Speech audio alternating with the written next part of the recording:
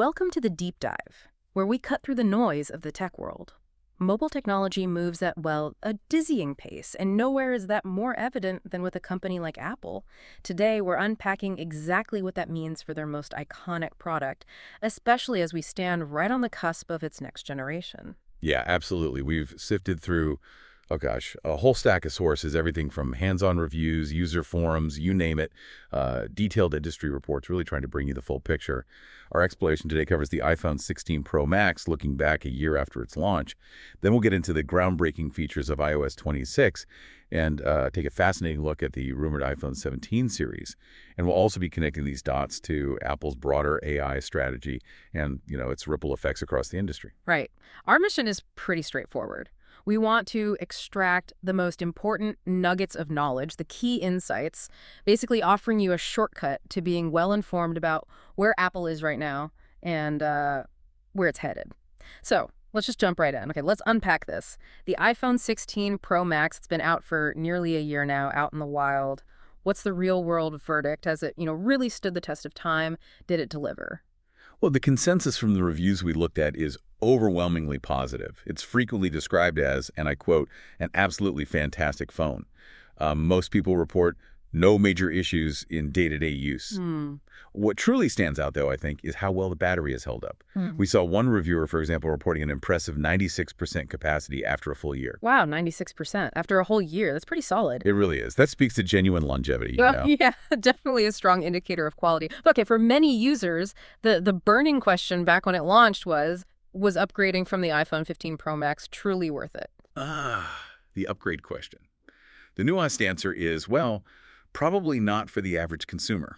And that's largely because the iPhone 15 Pro Max was and still is a really premium, highly capable phone. However, for the tech enthusiasts, the power users, the people who craved a lot of upgrades, maybe they wanted better thermal management, maybe significantly improved battery life, or that slightly larger screen for them. Yeah, the upgrade was undoubtedly satisfying. They definitely felt the difference. Okay, let's dig into that a bit. The display first, because the 16 Pro Max was kind of all about going bigger and shrinking those bezels, right? Yeah. What does that 6.9-inch screen, those thinner bezels, what does that actually mean for you, the user, in your daily life? Right, that display. It is indeed larger, 6.9 inches compared to 6.7 on the 15 Pro Max. Yeah. And with those noticeably thinner bezels, it definitely feels much more spacious, as one source put it. For some people, it actually reaches near tablet level. They mentioned potentially needing an iPad mini less just for watching videos or reading. Interesting. So it could replace another device for some people? Potentially, yeah. But the trade-off, of course, is that this wider reach can make it, well, less practical for comfortable single-handed use. You really need two hands for a lot of things. It did maintain sustained brightness over the 15 Pro Max, which is good. And of course, it kept the dynamic island in promotion, the 120 hertz refresh rate, which means everything feels incredibly smooth when you're scrolling or interacting with it. Gotcha. And what about under the hood? Performance-wise, we had the A18 Pro chip versus the A17 Pro in the previous generation.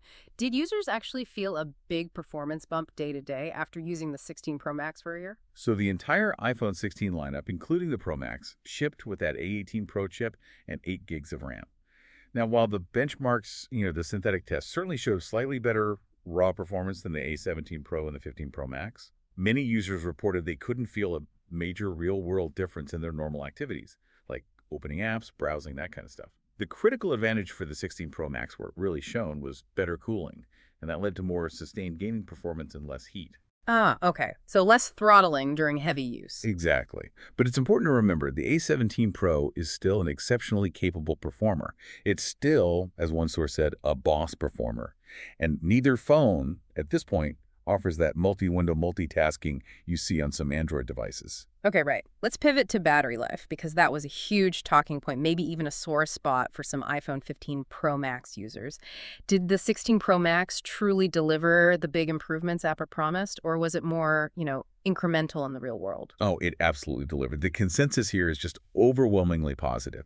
We're talking anywhere from an hour and a half to maybe 2 hours more usage time per day compared to the 15 Pro Max. An hour and a half to 2 hours? That's significant. It really is. And the test data we saw is quite striking. Like on a continuous TikTok rundown test, which just drains battery, the 16 Pro Max clocked over 25 hours. 25 hours. Yeah, compared to maybe 14 or 15 hours for the 15 Pro Max in similar tests. And crucially, this addressed those widespread complaints you saw on places like Reddit about battery drainage and overheating issues on the 15 Pro Max. It really cemented the 16 Pro Max as a true workhorse phone for people who push their devices hard. That is a dramatic difference. Were those gains just from a physically larger battery, or did other things like efficiencies in the A18 Pro chip or maybe iOS 26 play a big role too? It's usually a combination with Apple, right? Mm. While the battery capacity did increase, the A18 Pro chips improved efficiency, especially with that better thermal management we mentioned, meant less energy was just wasted as heat. It's that synergy, really, that extended the daily usage time so noticeably. And beyond just power, the 16 Pro Max also brought some other notable hardware refinements. The camera system, for instance, offered better control and overall better quality. That included a sharper ultra-wide angle lens and new video capabilities like 4K 120, plus more sort of pro features baked in. How about the front camera? Any big changes there? Not really. The front-facing camera wasn't too noticeably different, according to those sources. There was also that new camera control button, which proved useful for quick access, like a double tap opens the camera app instantly. But some users found its other customizable functionalities may be a bit frustrating or hard to get used to.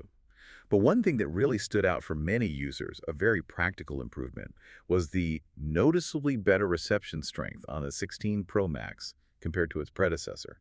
That's a big deal in everyday use. Yeah, signal strength is fundamental. Okay, so we've dissected the hardware, but that's only half the story, isn't it? How does the software iOS 26 tie all these advancements together? What's the experience like? Right, iOS 26. It's definitely a significant update, not just a number bump. And you'll notice the new naming convention, too, jumping from iOS 19 straight to iOS 26.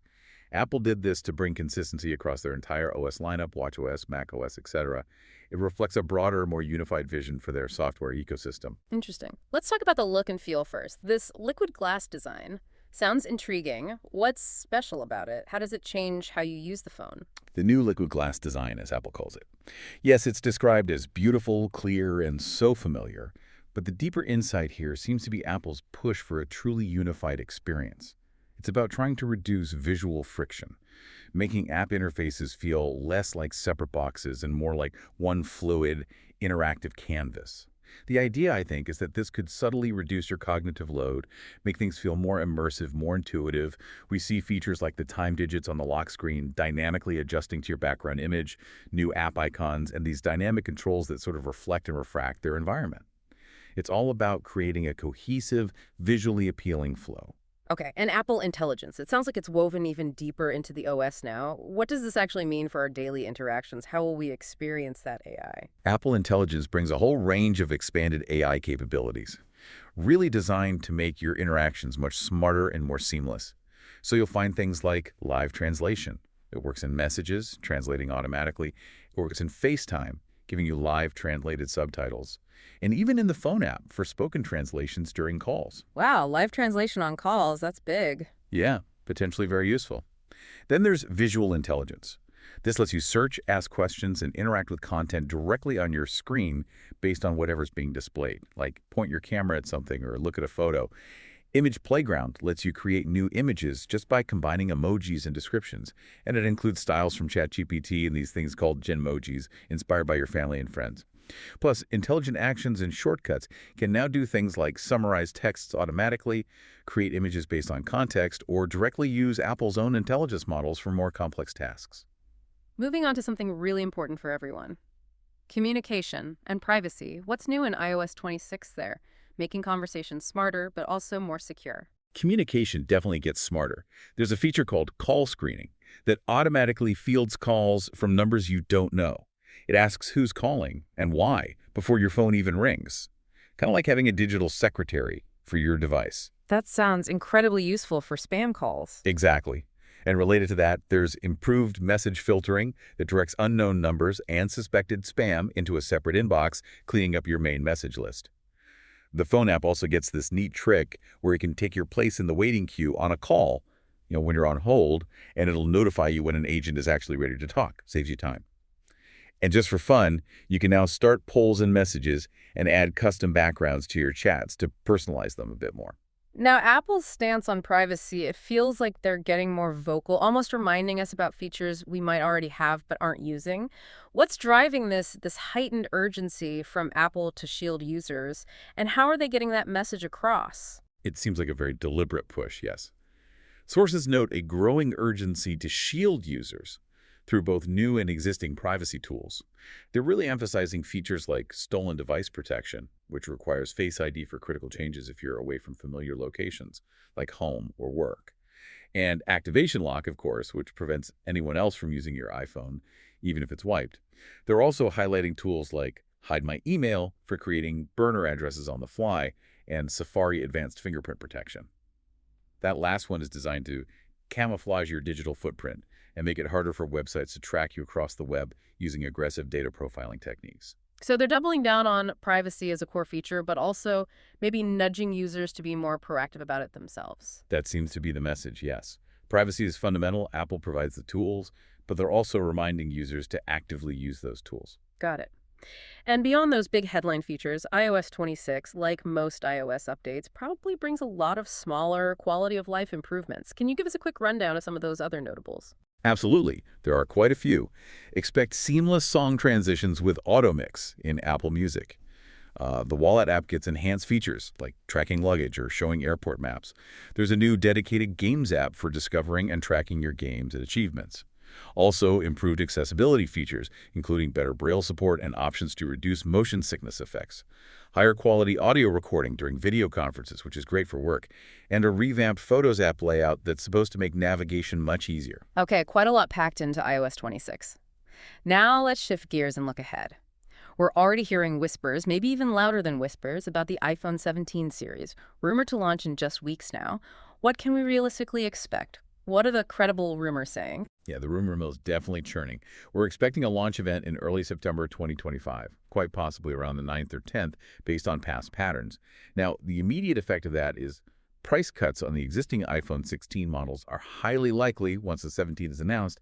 Good news if you're eyeing a 16. However, the iPhone 17 Pro Max itself is unlikely to be any cheaper. In fact, rumors suggest general price increases across the lineup.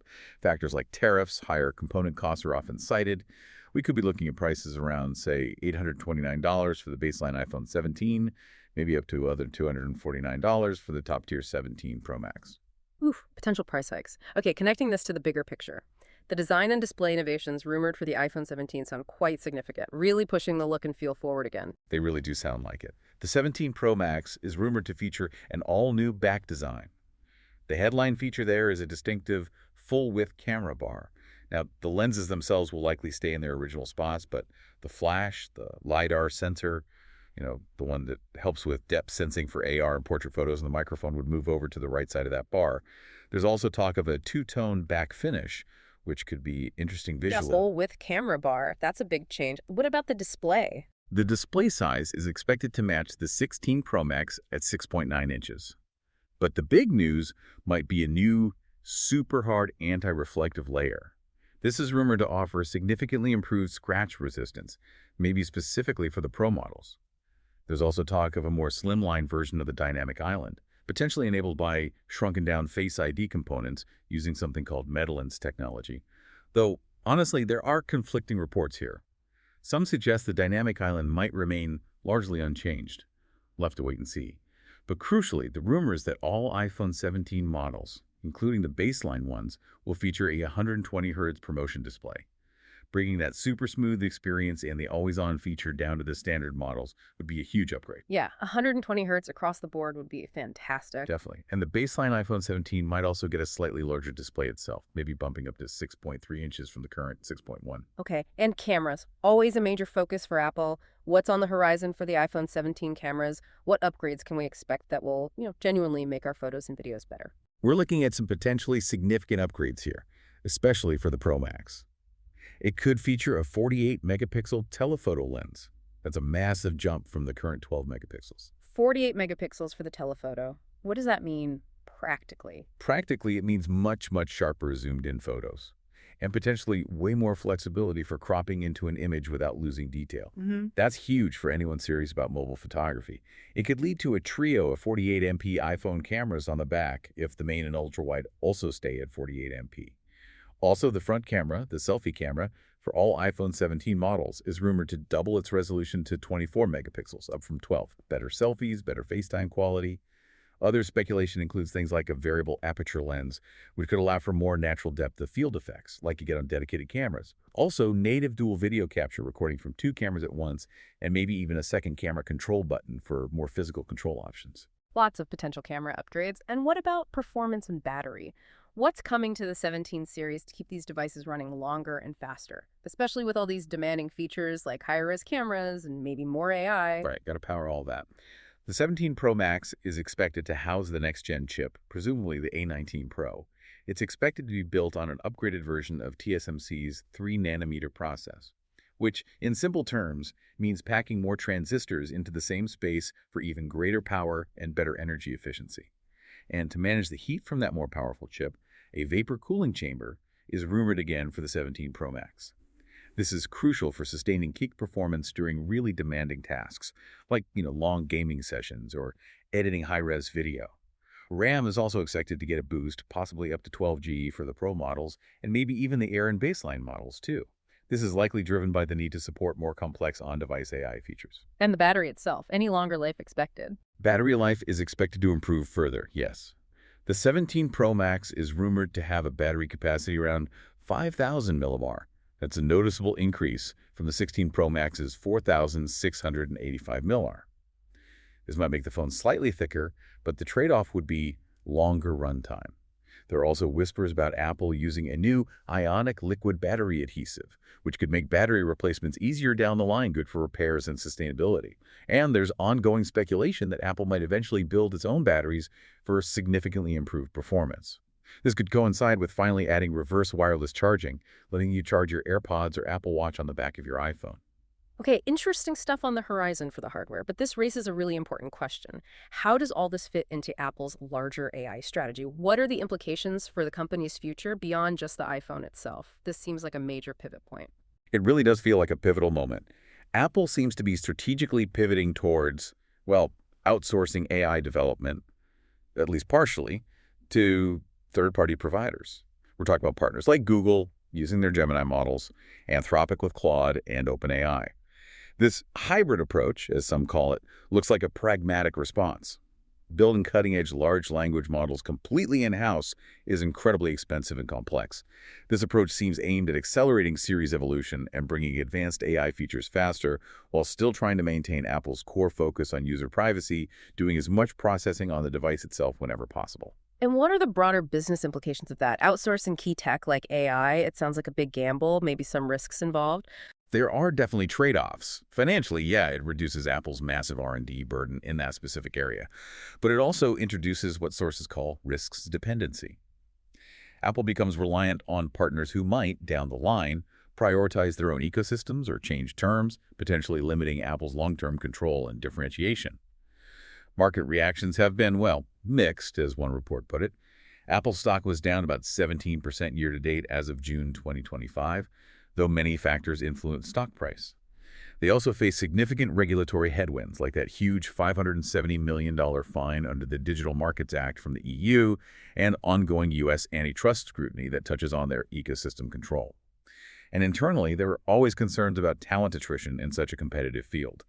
The example cited was the $200 million exit of Ruming Pang, a key AML figure, to Meta. That kind of move gets noticed.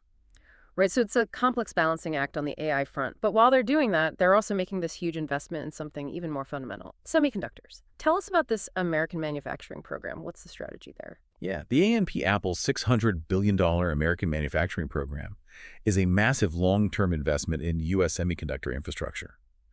The strategy seems clear. They want to localize more of the chip supply chain, wafer production, the actual chip fabrication, and packaging right here in the U.S. They're doing this through partnerships with industry giants like TSMC, who are building fabs in Arizona, AMD, and Global Foundries. The main goal appears to be insulating Apple from global supply chain risks, geopolitical instability, things like that. Oh. What's striking is that this push for domestic production, combined with huge demand, has apparently already led to TSMC raising its chip prices in Arizona by about 30%. High demand for secure domestic supply. So bringing this all together as we wrap up this deep dive, It's clear Apple is in this really intricate dance between pushing innovation forward incredibly fast, but also making these big strategic adaptations. They're really navigating a complex, constantly shifting landscape. Precisely. Apple is navigating this rapidly evolving landscape with, yeah, a blend of pragmatic outsourcing for the most advanced AI development alongside these strategic, frankly, massive domestic investments in core semiconductor technology. While this kind of hybrid model offers a path to staying competitive in the AI race and building supply chain resilience, it absolutely exposes Apple to those dependency risks we talked about and significant regulatory challenges that are really going to define its next chapter. And looking even broader, from on-device AI becoming standard, the potential of 6G connectivity down the road, quantum security, even speculative things like brain-phone interfaces eventually. Our smartphones are just transforming into these truly intelligent systems at an absolutely astonishing speed. So here's a thought to leave you with. Despite all these cutting-edge advancements in the hardware, the really powerful software like iOS 26 and Apple's major strategic shifts in AI development, how much of this new technology truly changes your daily interaction with your phone? Or does it mostly just elevate the familiar experience? And maybe more pointedly, when it comes to the promise of deeply personal AI that truly understands you, what privacy trade-offs are you personally willing to make for that kind of seamless, intuitive integration into your digital life? Something Okay. to think about.